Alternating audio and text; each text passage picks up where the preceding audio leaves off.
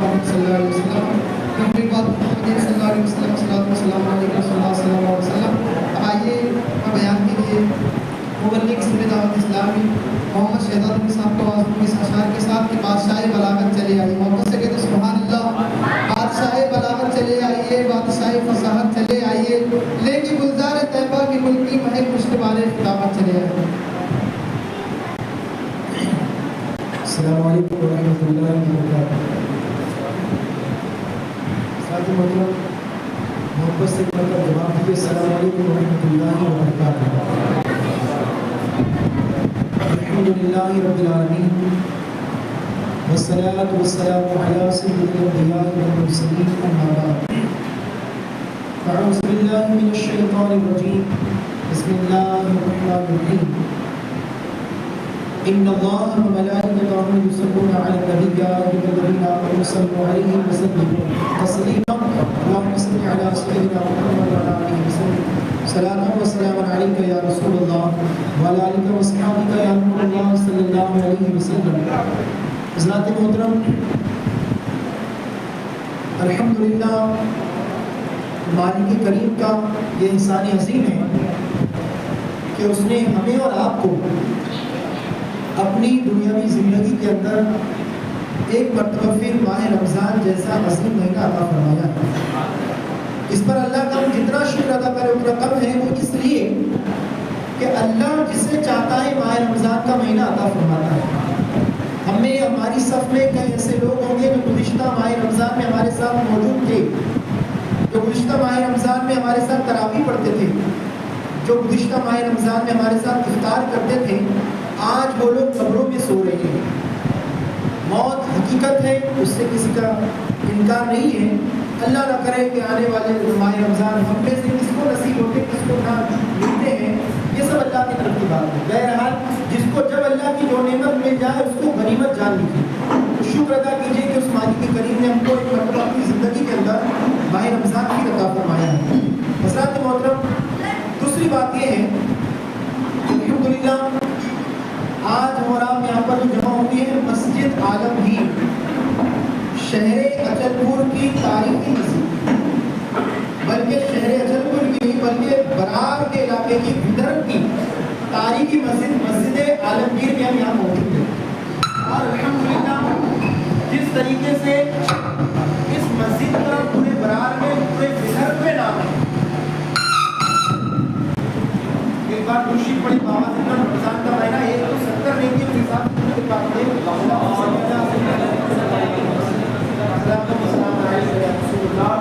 صلی اللہ علیہ وسلم. تو مسجد عالمگیر جو ہے, جس طریقے سے مسجد عالمگیر کا پورے علاقے میں نام ہے, ویسے ہی مسجد عالمگیر کا پورے علاقے میں کام بھی ہے. آپ جانتے ہیں کہ الحمدللہ یہ مسجد کی جو خوبصورتی ہے وہ اپنے اندر ایک بہت اہمیت رکھتی ہے. سب سے پہلے کافی مبارکباد ہے یہ مسجد کے ذمہ داران, مسجد کے خادمین اور ہماری مسجد کے نوجوان اور مسجد کے مصلیان جنہوں نے اپنی محنت سے ذمہ داروں کا ساتھ دے کر مسجد کو اتنا خوبصورت سجایا ہے. میں بیان سے پہلے دعا کرتا ہوں کہ اللہ تعالیٰ ان لوگوں نے جو اس مقدس گھر کو سجایا ہے اللہ کو ان کے مرحومین کی قبروں کو سنوار دے. معمولی کام نہیں. ہم یہاں پر جمع ہوئے, دوسرا خاص مقصد ہے ختم القرآن. آج مسجد عالمگیر میں کیا ہوا ہے؟ قرآن پاک کا ختم ہوا ہے. آپ بھی جانتے ہیں کہ اللہ رب العالمین جن بندوں کو توفیق دیتا ہے وہی بندے قرآن کو یاد کرتے ہیں, وہی بندے قرآن کے مسئلے پر سناتے ہیں, اور جن کو اللہ توفیق دیتا ہے وہی بندے حافظ قرآن کی پیچھے تراویح سنتے ہیں. یہ سب اس کے توفیق کی بات ہے. سب سے پہلے تو قابل مبارکباد ہے اس مسجد کے حافظ صاحب, حافظ مدثر نوری صاحب, جنہوں نے حضرات محترم بسم اللہ کی بے سے لے کر والناس کی سین تک قرآن پاک کی 6666 آیتیں ہم کو سنائی. سب سے پہلے قابل مبارکباد یہ لوگ ہیں. اور حضرات محترم میں ہمیشہ یہ جب ٹاپک پہ بیان کرتا ہوں تو ہر جگہ یہ بات کہتا ہوں, دنیا کے اندر جتنی بھی ڈگریاں ہیں, دنیا کے اندر جتنے بھی منصب ہیں,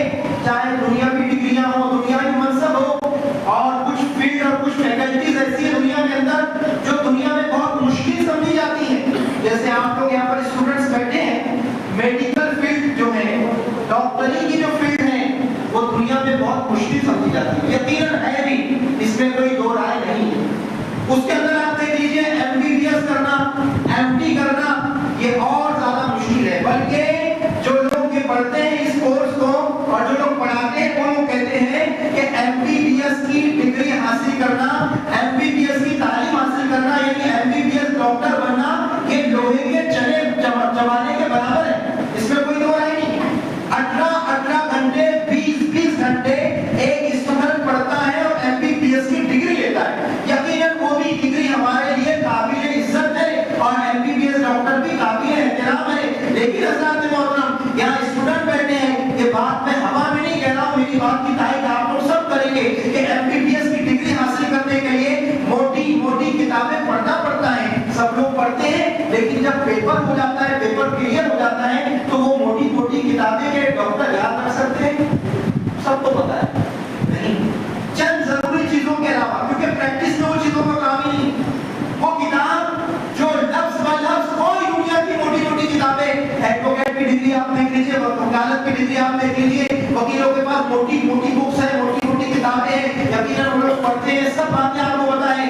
لیکن لفظ ب لفظ اور ورڈ ٹو ورڈ کوئی اس کتاب کو سنا نہیں سکتا سوائے خدا کا کلام قرآن مقدس. وہ کتاب ہے اور حافظ قرآن کی وہ شان ہے کہ قرآن مقدس اللہ تعالیٰ 100 پیج 200 پیج 300 پیج نہیں، 10 20 30 آیتیں نہیں، 100 200 آیتیں نہیں، بلکہ قرآن پاک کے اندر 6666 آیتیں ہیں. ہم عام لوگ ہیں، ہم جانتے ہیں. آپ سے میں کہوں گا کہ اس عمر کے اندر کہ ایک سورہ حفظ کیجیے، ایک سورہ آپ یاد کر کے بتائیے، 8 دن 10 دن 15 دن بلکہ مہینہ بھر لگ جائے گا. لیکن ایک سورہ ہم کو بہت مشکل سے یاد ہوگا. ایک آیت کو ہم کو 10 دن 8 دن لگ جائیں گے. ایک آیت ہم کو بہت مشکل سے یاد ہوگی.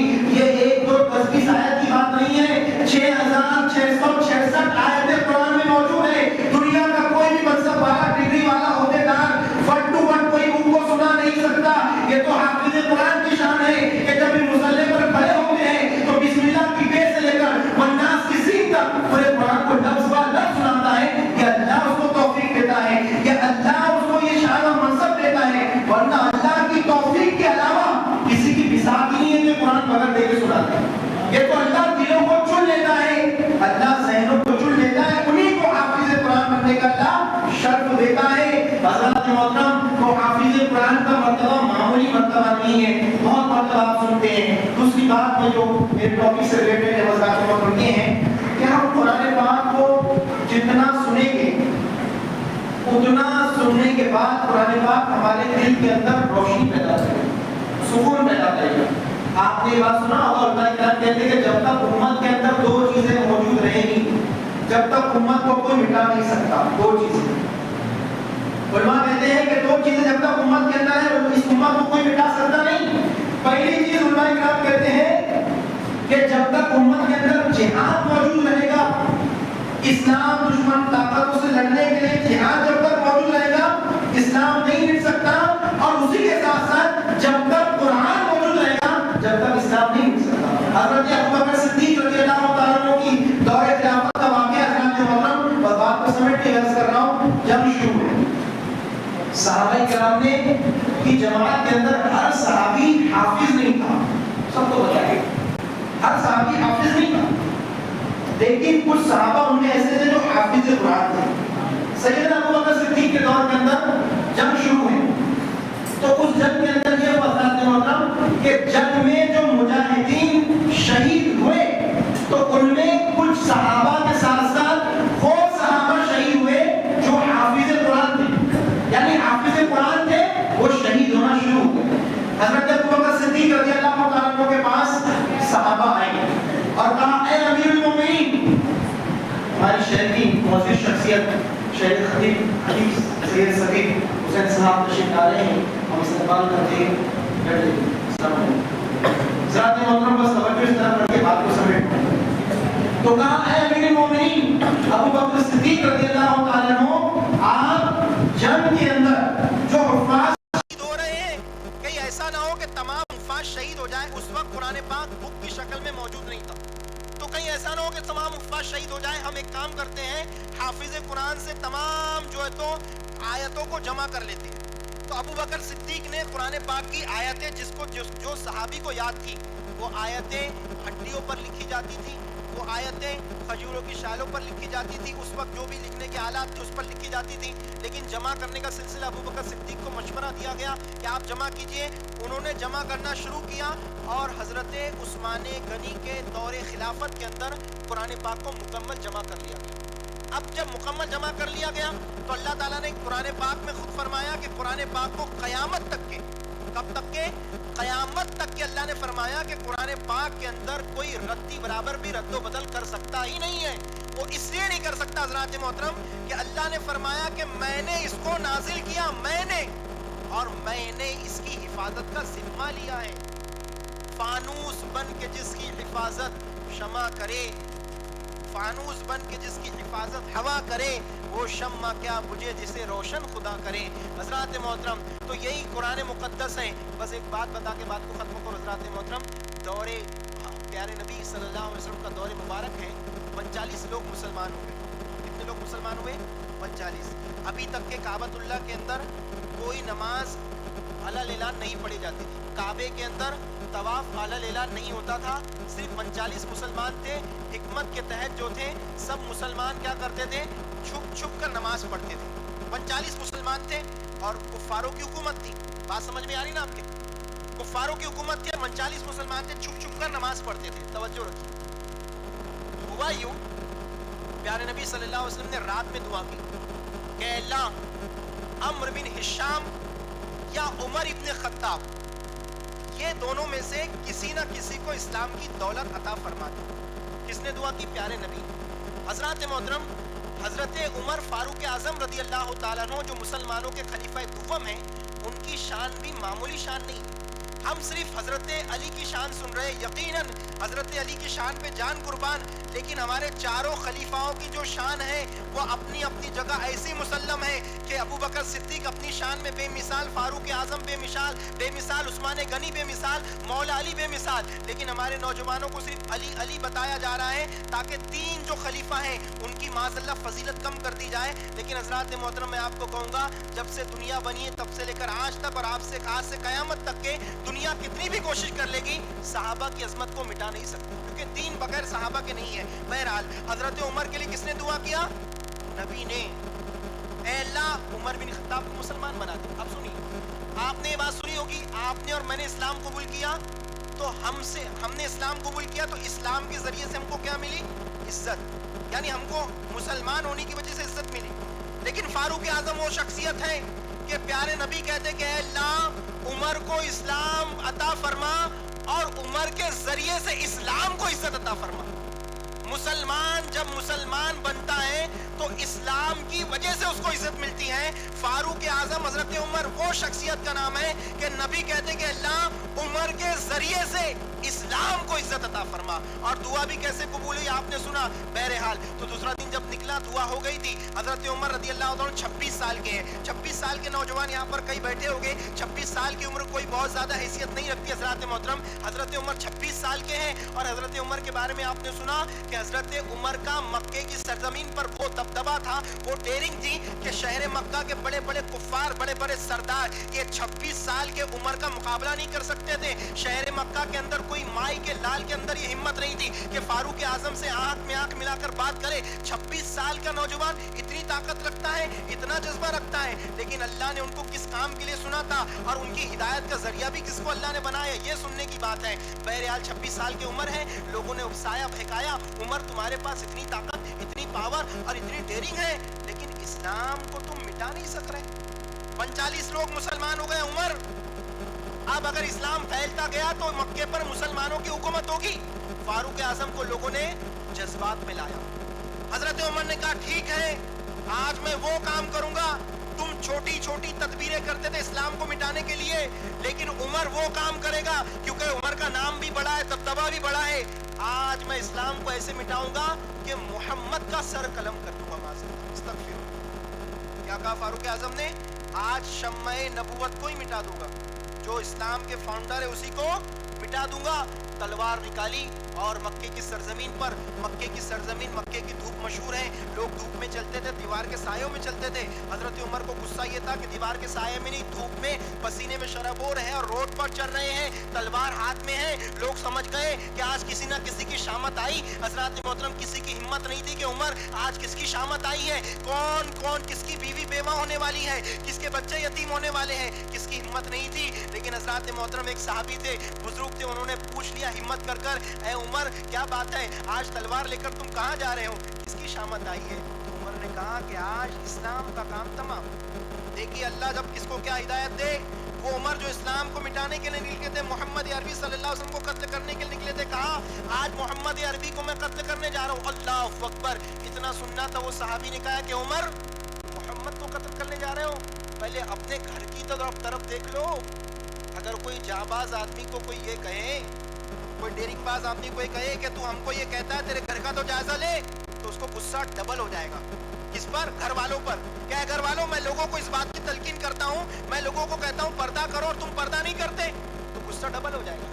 حضرت عمر کا غصہ ڈبل ہوا. کہا کیا ہوا میرے گھر میں؟ کہا جس محمد کو تو قتل کرنے جا رہا ہے، تیری بہن نے اس محمد کا کلمہ پڑھ لیا ہے. سبحان اللہ. یعنی تیرے گھر تک اسلام پہنچ گیا ہے. اللہ اکبر. فاروق اعظم کا غصہ دگنا ہو گیا کہ اب تو محمد صلی اللہ علیہ وسلم کے پہلے میں میری بہن کی خبر لیتا ہوں. اللہ اکبر. بہن کے گھر کا رخ کیا. شادی شدہ بہن تھی، اپنے گھر کے اندر رہتی تھی. فاروق اعظم نے دروازہ پہ دستک نہیں دی، دروازہ ٹھوکنے لگے. بہن نے پوچھا اندر سے. اتفاق کی بات یہ تھی حضرات محترم کہ بہن بیٹھی تھی اور قرآن کی کچھ آیتیں نازل ہوئی تھی، وہ آیتیں تلاوت کر رہی تھی. دروازے پر دستک ہوئی. کہا کون ہے؟ کہا عمر ابن خطاب ہوں، خطاب کا بیٹا ہوں. بہن نے جیسی سنا جو ان کو قرآن پڑھا رہا تھا وہ چھپ گئے، بہنوں بھی چھپ گئے کہ عمر ابن خطاب آ گئے. ہم نے تو عمر سے اسلام کو چھپا کر رکھا تھا، اب تو ہماری شامت آ گئی. دروازہ کھولا گیا. حضرت عمر نے سوال نہیں کیا بلکہ فوراً بہن کو مارنا شروع کیا. بال کھینچ کر اتنا مارا کہ سگی بہن کو لو لوہان کر دیا.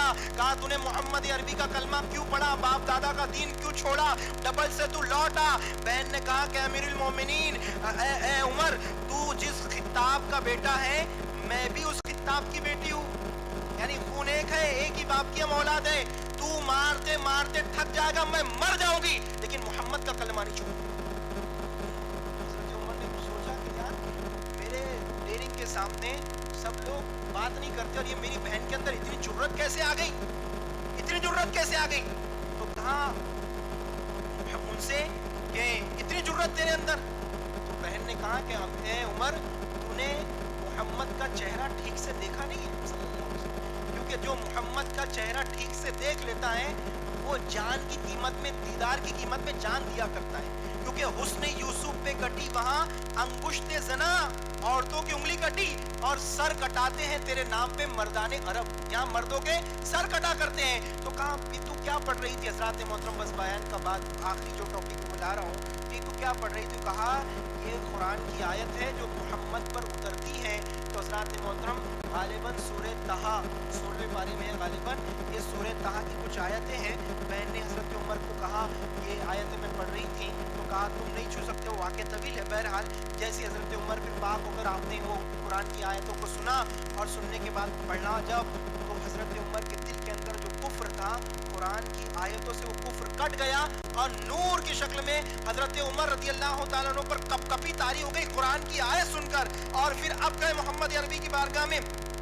معاملہ وہی تھا، تلوار ہاتھ میں تھی. امیر حمزہ نے دیکھا دور سے، کہا یا رسول اللہ عمر آ رہے ہیں تلوار لے کر، اگر ارادہ اچھا ہوگا تو ٹھیک ہے اور ارادہ اچھا نہیں ہوگا تو میں آج عمر کا کام تمام کروں گا، کیونکہ حمزہ بھی شیر محمد ہے، شیر خدا ہے اور محمد صلی اللہ علیہ وسلم کے چچا ہے. تو حضور نے کہا، کیونکہ حضور جانتے تھے کہ میں نے رات میں اس کے لیے دعا کی ہے، کہا امیر حمزہ ابھی میرے پاس آنے تو دو. حضرت عمر نے تلوار پھینکی اور کہا اے محمد میں بھی کلمہ پڑھ کر مسلمان بننا چاہتا ہوں. حضرات محترم تو حضرت عمر رضی اللہ تعالیٰ عنہ کو جس چیز نے ہدایت کا سبب بنا، تمام علماء نے، تمام سیرت نگار میں لکھا کوئی بک نہیں ہے، وہ اللہ کی مقدس کتاب قرآن مقدس ہے جس نے حضرت عمر کے دل کو پھیرا. پھر یہ ہوا کہ حضرت عمر نے کہا یا رسول اللہ صلی اللہ علیہ وسلم اب ہم حق پر ہیں تو ہم چھپ کر کوئی نماز نہیں پڑھے گا. کعبے میں اعلان کر دیا کہ لوگوں سن لو, اب اگر کوئی اپنی بیوی کو بیوہ کرنا چاہتا ہے اور بچوں کو یتیم کرنا چاہتا ہے تو اب محمد عربی اور اسلام کے آگے آگا. کیوں؟ کیونکہ اب کھلے عام اسلام کی تبلیغ ہوگی. اب عمر نے کلمہ پڑھ دیا ہے. یہ شان فاروق اعظم کے تمام صحابہ اس پر متفق ہے کہ جتنی تبلیغ اسلام کی, یعنی جتنی اسپیڈ سے اسلام عمر کے دور میں پھیلا وہ کسی صحابی کے دور میں نہیں پھیلا. کہا جاتا ہے کہ عمر فاروق اعظم کو ڈبل اگر زندگی ملتی تو پوری دنیا کے اندر عمر فاروق اعظم اسلام پھیلاتے تھے. یہ فاروق اعظم کی شان ہے. حضرات محترم, آپ سے گزارش یہ ہے قرآن پڑھیے, سنیے اطمینان سے, سکون کے ساتھ, توجہ کے ساتھ. یہ قرآن ہمارے دلوں کے اندھیرے کو دور کرے گا, پریشانیوں کو دور کرے گا, گھروں میں رحمتوں لانے کا سبب بنے گا. اللہ تعالیٰ کی بارگاہ میں دعا کرتا ہوں کہ اللہ تعالیٰ ہم سب کو قرآن پاک کو سمجھ کر عمل کرنے کی توفیق عطا فرمائے, اور جو لوگ قرآن پڑھنا نہیں جانتے اللہ تعالیٰ ان سب کو قرآن سیکھنے کی توفیق عطا فرمائے. اللہ تعالیٰ آپ سب کو جزائے خیر عطا فرمائے. دوران گفتگو اس ناچز سے